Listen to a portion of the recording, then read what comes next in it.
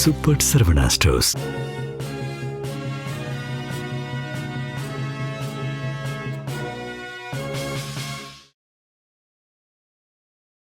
வணக்கம். ஜெம் செய்திகளுக்காக நான் உங்கள் ஜெனிஷா அகஸ்டன். இந்திய நேரப்படி இரவு 8:30 மணி செய்திகள்.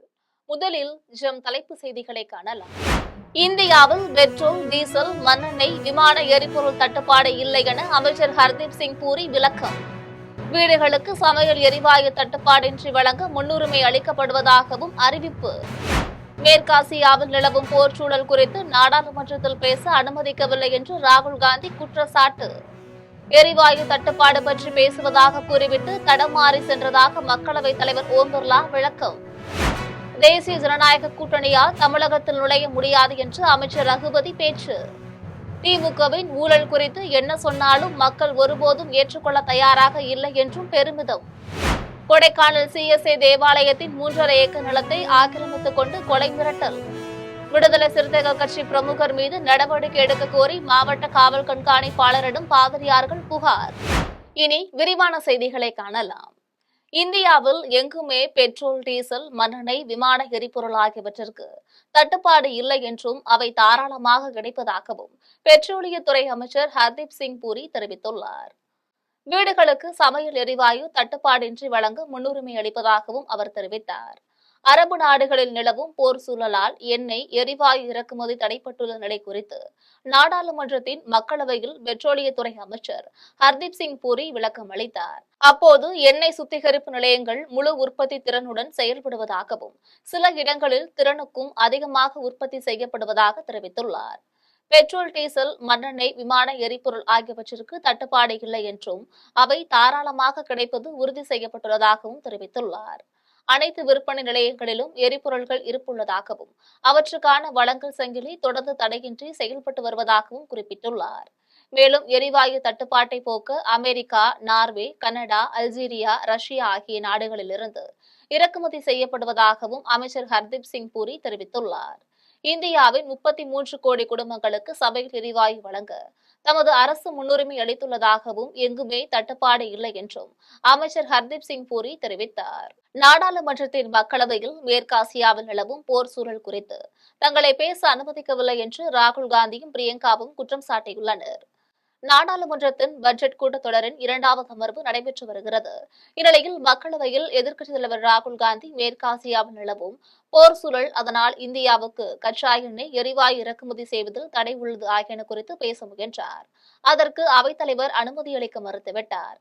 இதுகுறித்து அவையில் விளக்கம் அளித்த தலைவர் ஓம் பிர்லா, நாட்டில் நிலவும் எரிவாயு தட்டுப்பாடு குறித்து பேச ராகுல் காந்தி அனுமதி கேட்டிருந்ததாகவும் அதன்படி தான் பேச அனுமதித்துள்ளதாகவும் கூறினார்.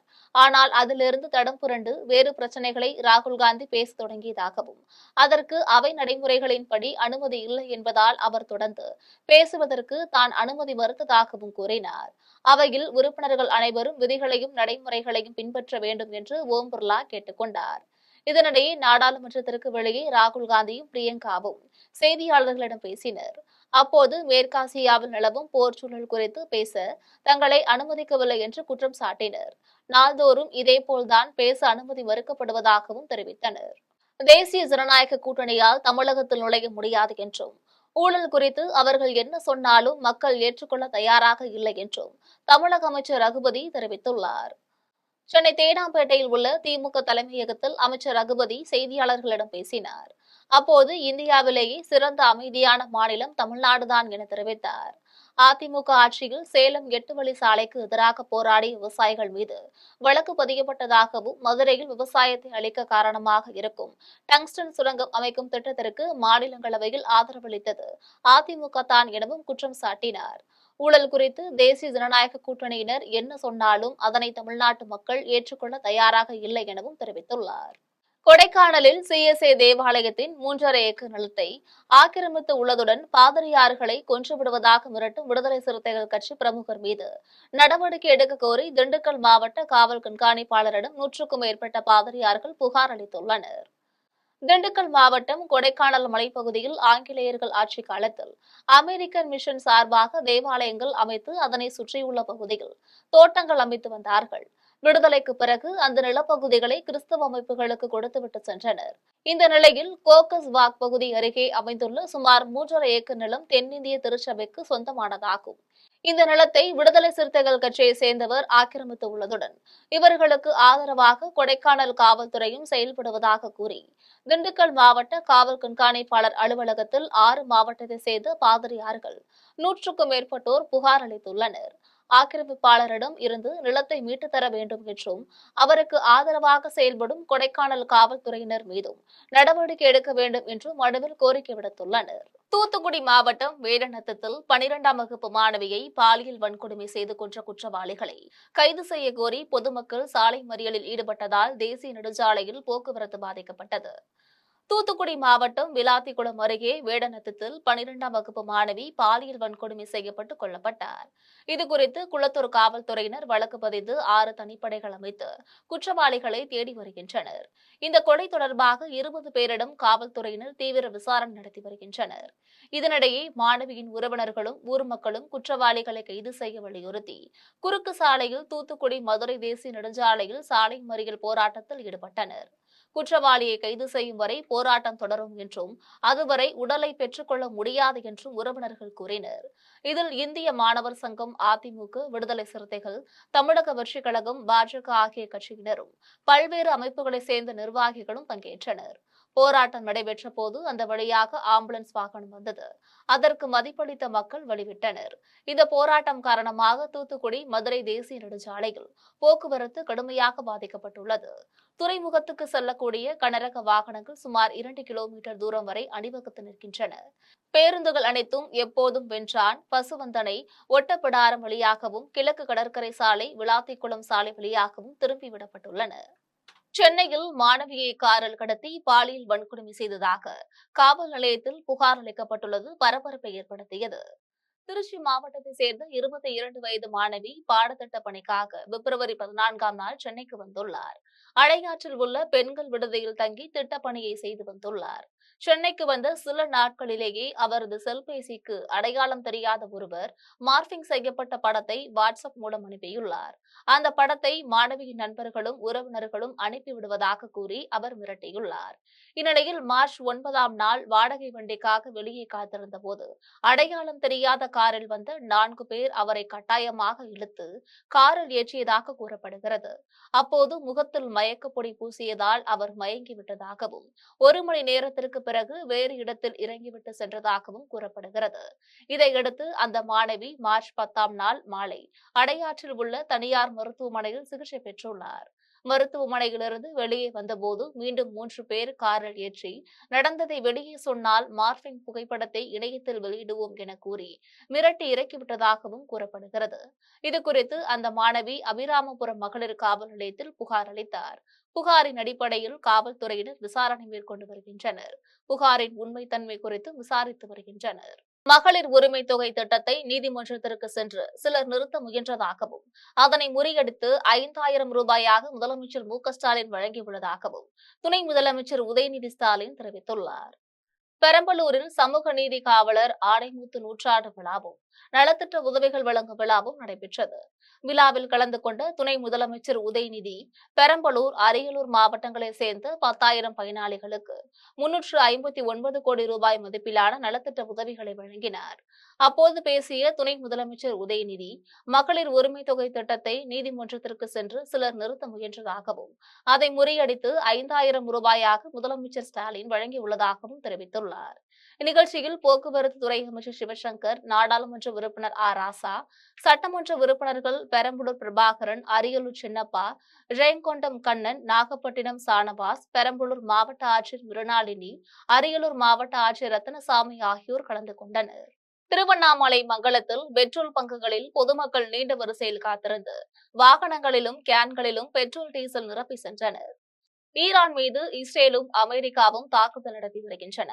அதற்கு ஈரானும் பதிலடி கொடுத்து வருகிறது. இந்த போரின் காரணமாக ஹார்மஸ் நீரிணை வழியாக கச்சா எண்ணெய், எரிவாயு கொண்டு வருவது தடைப்பட்டுள்ளது. இதனால் பெட்ரோல், டீசல், எரிவாயு தட்டுப்பாடு ஏற்படும் என்றும் இதனால் விலை அதிகரிக்கும் என்றும் வதந்தி பரவுகிறது. இந்த அச்சத்தின் காரணமாக திருவண்ணாமலை மாவட்டம் மங்களத்தில் உள்ள பெட்ரோல் பங்குகளில் வாகன ஓட்டிகள் இரவு முதல் தொடர்ந்து படையெடுத்து வருகின்றனர். இருசக்கர வாகனங்கள், கார்கள், சரக்கு வாகனங்கள் நீண்ட வரிசையில் நின்று பெட்ரோல் நிரப்பி சென்றனர். மேலும் 20 லிட்டர், 10 லிட்டர், 5 லிட்டர், 2 லிட்டர் கேன்கள் மூலமாக பொதுமக்கள் வாங்கி சென்றனர். கள்ளக்குறிச்சி மாவட்டம் சங்கராபுரம் வட்டாரத்தில் பெட்ரோல் பங்குகளில் வாகன ஓட்டிகள் நீண்ட வரிசையில் காத்து நின்று எரிபொருள் நிரப்பி சென்றனர். ஈரான் இஸ்ரேல் இடையான போரின் காரணமாக கச்சா எண்ணெய் எரிவாயு இறக்குமதி செய்வதில் தடைப்பட்டுள்ளது. இதனால் பெட்ரோல், டீசல் எரிவாயு தட்டுப்பாடு ஏற்படும் என்றும் விலை உயரக்கூடும் என்றும் வதந்தி பரவியது. இந்நிலையில் கள்ளக்குறிச்சி மாவட்டம் சங்கராபுரத்தில் வாகன ஓட்டிகளும் பொதுமக்களும் பாட்டில், கேன் ஆகியவற்றை எடுத்து சென்று வாகனங்களுடன் பெட்ரோல் பங்குகளுக்கு படையெடுத்தனர். சங்கராபுரம், ரிஷிவந்தியம், பகண்டை, கூட்டுசாலை ஆகிய பல்வேறு இடங்களிலும் பெட்ரோல் பங்குகளில் பொதுமக்களின் கூட்டம் நிரம்பி வழிந்தது. வாகன ஓட்டிகள் நீண்ட வரிசையில் காத்திருந்து தங்களது வாகனங்களுக்கு பெட்ரோல் நிரப்பி சென்றனர். திருவள்ளூர் மாவட்டம் மீஞ்சூர் தனியார் கல்லூரியில் நடைபெற்ற கலைத்திருவிழாவில் சின்னத்திரை நடிகர்கள் கலந்து கொண்டனர். மீஞ்சூர் தனியார் கல்லூரியில் மாணவர்களின் கலைத்திருவிழா செயலாளர் லலித்குமார் ஜெயின் தலைமையில் முதல்வர் சுஜாதா முன்னிலையில் நடைபெற்றது. இதில் நடிகையும் நடன இயக்குநருமான மெட்டிவெளி சாந்தி அரவிந்த், சிறகடிக்க ஆசை பாரதி கண்ணம்மா, சின்னத்திரை நடிகை ரேஷ்மா பிரசாந்த், கானா உலகம் பாடகர் தரணி ஆகியோர் பங்கேற்று மாணவர்களிடையே நடனமாடியும் பாடல்களை பாடி ஊக்கப்படுத்தினர். இதில் 11 கல்லூரிகளை சார்ந்த மாணவர்கள் கலந்து கொண்டு தங்களது தனித்திறமைகளை வெளிப்படுத்தினர். இசைக்கேற்ற பாடல்களை பாடியும் நடனமாடியும் மகிழ்ந்தனர். ஆடை வடிவமைப்பு, மெஹந்தி உள்பட பல்வேறு போட்டிகள் நடத்தப்பட்டு அதில் வெற்றி பெற்று முதல் 3 இடங்களை பிடித்த மாணவர்களுக்கு பரிசுகளும், பதக்கங்களும், சான்றிதழ்களும் வழங்கப்பட்டன. இதில் கல்லூரியின் ஆங்கிலத்துறை பேராசிரியரும் ஒருங்கிணைப்பாளருமான ஆஷா தேவி பரிசுகளை வழங்கினார். இறுதியில் கல்லூரியின் தாவரவியல் பேராசிரியர் பரத் அனைவருக்கும் நன்றிகளை தெரிவித்தார். வணிக பயன்பாட்டு எரிவாயு சிலிண்டர் தட்டுப்பாட்டை போக்க போர்க்கால அடிப்படையில் நடவடிக்கை எடுக்க வலியுறுத்தி கோவையில் மார்க்சிஸ்ட் கம்யூனிஸ்ட் கட்சி சார்பில் ஆர்ப்பாட்டம் நடைபெற்றது. கோவை மாவட்ட ஆட்சியர் அலுவலகம் அருகில் மார்க்சிஸ்ட் கம்யூனிஸ்ட் கட்சியின் சார்பில் நடைபெற்ற ஆர்ப்பாட்டத்தில் 50க்கும் மேற்பட்டோர் கலந்து கொண்டனர். அப்போது பிரதமர் மோடி அமெரிக்க ஏகாதிபத்தியத்துக்கு அடிபணியக்கூடாது என வலியுறுத்தினார். இந்த ஆர்ப்பாட்டத்தில் வணிக கேஸ் சிலிண்டரை வைத்து அதற்கு மாலை அணிவித்து கண்டன முழக்கங்களை எழுப்பினர். தமிழகத்தில் சட்ட ஒழுங்கு சீர்குலைவதையும் போதைப்பொருள் பழக்கத்தையும் தடுக்க வலியுறுத்தி கோவையில் தமிழக வெற்றிக் கழகத்தினர் ஆர்ப்பாட்டத்தில் ஈடுபட்டனர். தமிழ்நாடு முழுவதும் சாதிவாரி மக்கள் தொகை கணக்கெடுப்பு நடத்த கோரியும் சட்ட ஒழுங்கு சீர்குலைவு, போதைப்பொருள் புழக்கம் ஆகியவற்றை கண்டித்தும் தமிழக வெற்றிக் கழகம் சார்பில் கோவை வட்டாட்சியர் அலுவலகம் அருகில் ஆர்ப்பாட்டம் நடைபெற்றது. தாவேக மாவட்ட செயலாளர் சம்பத் தலைமையில் நடைபெற்ற ஆர்ப்பாட்டத்தில் மாவட்ட நிர்வாகிகள், தொண்டர்கள் என 200க்கும் மேற்பட்டோர் கலந்து கொண்டு முழக்கங்களை எழுப்பினர். அப்போது செய்தியாளர்களிடம் பேசிய சம்பத், தமிழகத்தில் சட்ட ஒழுங்கு சீர்குலைந்து உள்ளதாகவும் போதைப்பொருள் புழக்கம் அதிகமாக உள்ளதாகவும் குற்றம் சாட்டினார். புதுக்கோட்டையில் சரித்திர பதிவேட்டு குற்றவாளி சுமனை 6 பேர் கொண்ட கும்பல் பட்டப்பகலில் சரமாரியாக வெட்டி கொன்றுள்ளனர். புதுக்கோட்டை காந்தி நகரை சேர்ந்த சுமன் மீது மாவட்டத்தின் பல்வேறு காவல் நிலையங்களில் கொலை உள்ளிட்ட வழக்குகள் பதிவாகியிருந்தன. இந்நிலையில் இன்று மதியம் தனது நண்பருடன் சுமன் அசோக் நகரில் உள்ள மதுக்கடைக்கு மது அருந்த சென்றுள்ளார். அப்போது அவரது இருசக்கர வாகனத்தை 5 பேர் கொண்ட கும்பல் வழிமறித்துள்ளனர். அதிலிருந்து இறங்கி ஓட முயன்ற அவரை அரிவாளால் சரமாரியாக வெட்டி கொன்றனர். இருசக்கர வாகனத்தில் பின்னால் இருந்தவர் தப்பி ஓடிவிட்டார். இந்த கொலை புதுக்கோட்டை ஆலங்குடி தேசிய நெடுஞ்சாலையில் அரங்கேறியுள்ளது. விரைந்து வந்த காவல்துறையினர் சுமன் உடலை கூராய்வுகளுக்காக அரசு மருத்துவமனைக்கு அனுப்பி வைத்தனர். விசாரணையில் சுமனுக்கும் அதே பகுதியைச் சேர்ந்த பழனிக்குமாருக்கும் முன்பகை இருந்துள்ளதாகவும் அதனால் இந்த கொலை நடந்ததாகவும் தெரியவந்துள்ளது. திருவண்ணாமலை மாவட்டம் ஆரணி அருகே 15 லட்சம் ரூபாய் மதிப்பீட்டில் அமைக்கப்பட்ட மின் மாற்றிகளை சட்டமன்ற உறுப்பினர் சேவூர் ராமச்சந்திரன் திறந்து வைத்தார். ஆரணி அடுத்த சேவூர் ஊராட்சியில் 2 இடங்களில் 15 லட்சம் மதிப்பீட்டில் புதிய மின்மாற்றிகள் அமைத்துள்ளனர். முன்னாள் அமைச்சரும் ஆரணி சட்டமன்ற உறுப்பினருமான சேவூர் ராமச்சந்திரன் அந்த மின்மாற்றிகளை திறந்து வைத்து பொதுமக்களுக்கு இனிப்புகள் வழங்கினார். இந்நிகழ்வில் மின்வாரிய உதவி செயற்பொறியாளர் பத்மநாபன், இளநிலை பொறியாளர் தாமோதரன், அதிமுக நகர செயலாளர் அசோக்குமார் ஆகியோர் கலந்து கொண்டனர். சென்னை கொருக்குப்பேட்டையில் 95 லட்சம் ரூபாய் மதிப்பீட்டில் கட்டப்பட்டுள்ள கட்டடங்களை சட்டமன்ற உறுப்பினர் எபினேசர் திறந்து வைத்தார். சென்னை ராதாகிருஷ்ண நகர் சட்டமன்ற தொகுதி கொருக்குப்பேட்டை பாரதி நகரில் கட்டப்பட்ட நியாய விலைக்கடை, சிக்கந்தர் பாளையத்தில் பல்நோக்கு கட்டடம், சமூக நலக்கூடம், பெண்கள் பயிற்சி மையம் ஆகியன கட்டப்பட்டுள்ளன. அவற்றை சட்டமன்ற உறுப்பினர் எபினேசர் திறந்து வைத்தார். அதனைத் தொடர்ந்து அப்பகுதி மக்களுக்கு இலவச வீட்டுமனை பட்டாக்களை வழங்கினார். இதில் திமுக பகுதி செயலாளர்கள் ஜெபதாஸ் பாண்டியன், லட்சுமணன், மண்டல குழு தலைவர் நேதாஜி கணேசன், மாமன்ற உறுப்பினர் மணிமேகலை, வட்ட செயலாளர்கள் ஏழுமலை, ராஜன், தேவன் ஆகியோர் கலந்து கொண்டனர். கோவை பார்க் கல்வி குழுமம் சார்பில் நடைபெற்ற விழாவில் சாதனை படைத்த 10 மாணவர்களின் ஓராண்டு கல்வி கட்டணமும் அதிரடியாக ரத்து செய்யப்பட்டுள்ளது. கோவை பார்க் கல்வி குழுமம் சார்பில் உலக மகளிர் நாளையொட்டி விருது வழங்கும் விழா நடைபெற்றது. கல்வி குழுமத்தின் தலைவர் ரவி, முதன்மை செயல் அதிகாரி அனுஷா ஆகியோர் தலைமையில் நடைபெற்ற விழாவில் தேர்ந்தெடுக்கப்பட்ட 10 சிறந்த மாணவ மாணவிகளின் தாயார்கள் மேடையில் சிறப்பிக்கப்பட்டனர். விழாவின் சிகர நிகழ்வாக அந்த 10 மாணவர்களின் ஓராண்டு கல்வி கட்டணத்தை முழுமையாக ரத்து செய்வதாக அனுஷா அறிவித்தது நிகழ்ச்சியை ஏற்படுத்தியது. சிறப்பு விருந்தினராக பங்கேற்ற சாந்தாமணி, பெற்றோர்கள் உயிரோடு இருக்கும் போதே அவர்களை சிறப்பிக்க வேண்டியதன் தேவையை எடுத்துரைத்தார். காஞ்சிபுரம் மாவட்டம் தண்டலம் அரசு மேல்நிலைப் பள்ளியில் ஹோண்டாய் மோட்டார் இந்தியா அறக்கட்டளை சார்பில் கட்டப்பட்ட வகுப்பறை கட்டிடத்தை அமைச்சர் அன்பரசன் திறந்து வைத்தார். காஞ்சிபுரம் மாவட்டம் தண்டலம் அரசு மேல்நிலைப் பள்ளியில் ஹோண்டாய் மோட்டார் இந்தியா அறக்கட்டளை சார்பில் 5 கோடியே 22 லட்சம் ரூபாய் மதிப்பீட்டில் புதிய வகுப்பறை கட்டிடம் கட்டப்பட்டுள்ளது. இந்த கட்டடத்தை அமைச்சர் அன்பரசன் திறந்து வைத்தார். 15,250 சதுர அடி பரப்பளவில் 16 நவீன வகுப்பறைகள் மற்றும் 2 அறிவியல் ஆய்வகங்களுடன் கூடிய இந்த மேம்பட்ட உட்கட்டமைப்பு வசதி ஆண்டுதோறும் சுமார் 1000 மாணவர்கள் தரமான மற்றும் பாதுகாப்பான சூழலில் பயில வழிவகை செய்கிறது. இந்நிகழ்வில் சட்டமன்ற உறுப்பினர் செல்வ பெருந்தகை, ஹோண்டாய் நிறுவன அதிகாரி கோபாலகிருஷ்ணன், சரவணன், மாவட்ட முதன்மை கல்வி அலுவலர் நளினி ஆகியோர் கலந்து கொண்டனர். சேலம் மாவட்டத்தில் சிறப்பாக செயல்பட்டுள்ள 5 காவல் நிலையங்களுக்கு ISO தர சான்றிதழ்களை மாவட்ட கூடுதல் காவல் கண்காணிப்பாளர் சோமசுந்தரம் வழங்கினார். சேலம் மாவட்டம் ஏற்காடு, ஓமலூர், மேட்டூர், பனமரத்துப்பட்டி, மல்லூர் ஆகிய 5 காவல் நிலையங்களுக்கு கோப்புகளை முறையாக பராமரித்து பொதுமக்களின் புகார்கள் மீது விரைந்து நடவடிக்கை எடுத்ததற்காக ISO தர சான்றிதழ்கள் வழங்கப்பட்டன. மாவட்ட கூடுதல் காவல் கண்காணிப்பாளர் சோமசுந்தரம் தலைமையில் நடைபெற்ற இந்த விழாவில் ISO குழும அதிகாரி கார்த்திகேயன் சான்றிதழ்களை வழங்க அந்தந்த காவல் நிலையங்களின் ஆய்வாளர்கள் அவற்றை பெற்றுக் கொண்டனர். பொதுமக்கள் அச்சமின்றி காவல் நிலையங்களை அணுகலாம் என்றும் அவர்களின் தேவைகள் உடனுக்குடன் நிறைவேற்றப்படும் என்றும் இந்நிகழ்ச்சியில் உறுதியளிக்கப்பட்டது. திருவண்ணாமலை மாவட்டம் செய்யாறு கூட்டுறவு சர்க்கரை ஆலையில் எத்தனால் தயாரித்து எரிபொருளாக பயன்படுத்த வலியுறுத்தி விவசாயிகள் சங்கம் சார்பில் செய்முறை விளக்க கோரிக்கை ஆர்ப்பாட்டம் நடைபெற்றது. செய்யாறு கூட்டுறவு சர்க்கரை ஆலை அருகே கட்சி சார்பற்ற தமிழக விவசாயிகள் சங்கம் சார்பில் ஆர்ப்பாட்டம் நடைபெற்றது.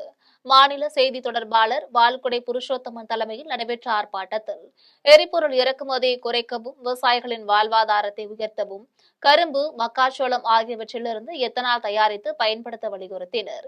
இந்நிகழ்வில் சேலம் கூட்டுறவு சர்க்கரை ஆலையைப் போலவே செய்யாறு ஆலையிலும் எத்தனால் தயாரித்து அதன் லாபத்தில் விவசாயிகளுக்கு பங்கு வழங்க வேண்டும் என்றும், இதன் மூலம் கார்பன் வெளியேற்றத்தை குறைத்து அந்நிய செலவாணியை சேமிக்க முடியும் என்றும் விவசாயிகள் கோரிக்கை விடுத்தனர். தேனி மாவட்டம் தேவதானப்பட்டியில் இருசக்கர வாகன காப்பகத்தில் அடுத்தடுத்து நடைபெறும் இருசக்கர வாகனம் மற்றும் தலைக்கவசம் திருட்டுகள் வாகன உரிமையாளர்களிடையே பெரும் அதிர்ச்சியையும் அச்சத்தையும் ஏற்படுத்தியுள்ளது. தேவதானப்பட்டி பேருந்து நிறுத்தத்தின் பின்புறமாக உள்ள இருசக்கர வாகன காப்பகத்தில் வெளியூர் சென்றவரின் தலைக்கவசம் திருடப்பட்டது சிசிடிவி காட்சிகள் மூலமாக உறுதியாகியுள்ளது. ஏற்கனவே கடந்த மாதம் இதே காப்பகத்தில் இருசக்கர வாகனம் களவு போனது. தற்பொழுது மீண்டும் திருட்டு நடந்துள்ளது வாகன உரிமையாளர்களிடையே பெரும் அதிர்ச்சியை ஏற்படுத்தியுள்ளது. இதுகுறித்து காவல்துறையினர் தீவிர விசாரணை நடத்தி வரும் நிலையில் வாகன காப்பகங்களில் கூடுதல் பாதுகாப்பு வசதிகளை ஏற்படுத்த வேண்டும் என பொதுமக்கள் கோரிக்கை விடுத்துள்ளனர். அரக்கோணத்தில் விரைவில் புதிய பேருந்து நிலையம் கட்டப்பட உள்ளதாக சட்டமன்ற உறுப்பினர் ரவி தெரிவித்துள்ளார். ராணிப்பேட்டை மாவட்டம் அரக்கோணம் கர்மவீரர் காமராஜர் பேருந்து நிலையத்தில் வியாபாரிகள் சங்கம் தொடக்க விழா சங்க தலைவர் நரசிம்மன் தலைமையில் நடைபெற்றது. விழாவில் அரக்கோணம் சட்டமன்ற உறுப்பினர் ரவி கலந்து கொண்டு வியாபாரிகள் சங்க பெயர் பலகையை திறந்து வைத்து பேசினார். அப்போது அரக்கோணத்தில் புதிய பேருந்து நிலையம் கட்டுவதற்கு இடம் தேர்வு செய்யப்பட்டுள்ளதாக தெரிவித்துள்ளார். இந்த விழாவில் டவுன்ஹால் சங்க செயலாளர் மருத்துவர் பன்னீர்செல்வம், தமிழ்நாடு வணிகர் சங்கங்களின் பேரவை மாநில செயல் தலைவர் தேவராஜ், எத்திராஜ், டவுன்ஹால் செயலாளர் பாபுஜி, நகர செயலாளர் பாண்டுரங்கன், சோமசுந்தரம் ஆகியோர் கலந்து கொண்டனர். மீண்டும் ஜெம் தலைப்புச் செய்திகள். இந்தியாவில் பெட்ரோல், டீசல், மண்ணெண்ணெய், விமான எரிபொருள் தட்டுப்பாடு இல்லை என அமைச்சர் ஹர்தீப் சிங் பூரி விளக்கம். வீடுகளுக்கு சமையல் எரிவாயு தட்டுப்பாடின்றி வழங்க முன்னுரிமை அளிக்கப்படுவதாகவும் அறிவிப்பு. மேற்காசியாவில் நிலவும் போர் சூழல் குறித்து நாடாளுமன்றத்தில் பேச அனுமதிக்கவில்லை என்று ராகுல் காந்தி குற்றச்சாட்டு. எரிவாயு தட்டுப்பாடு பற்றி பேசுவதாக கூறிவிட்டு தடமாறி சென்றதாக மக்களவைத் தலைவர் ஓம் பிர்லா விளக்கம். தேசிய ஜனநாயக கூட்டணியால் தமிழகத்தில் நுழைய முடியாது என்று அமைச்சர் ரகுபதி பேச்சு. திமுகவின் ஊழல் குறித்து என்ன சொன்னாலும் மக்கள் ஒருபோதும் ஏற்றுக்கொள்ள தயாராக இல்லை என்றும் பெருமிதம். கொடைக்கானல் CSA தேவாலயத்தின் 3.5 ஏக்கர் நிலத்தை ஆக்கிரமித்துக் கொண்டு கொலை மிரட்டல். விடுதலை சிறுத்தைகள் கட்சி பிரமுகர் மீது நடவடிக்கை எடுக்க கோரி மாவட்ட காவல் கண்காணிப்பாளரிடம் பாதிரியார்கள் புகார். இத்துடன் ஜெம் செய்திகள் நிறைவடைகின்றன. மீண்டும் ஜெம் செய்திகள் இரவு 12 மணிக்கு. உடனுக்குடன் செய்திகளை காண GemLive.tv என்ற இணையதளத்தில் இணைந்திருங்கள். நன்றி, வணக்கம்.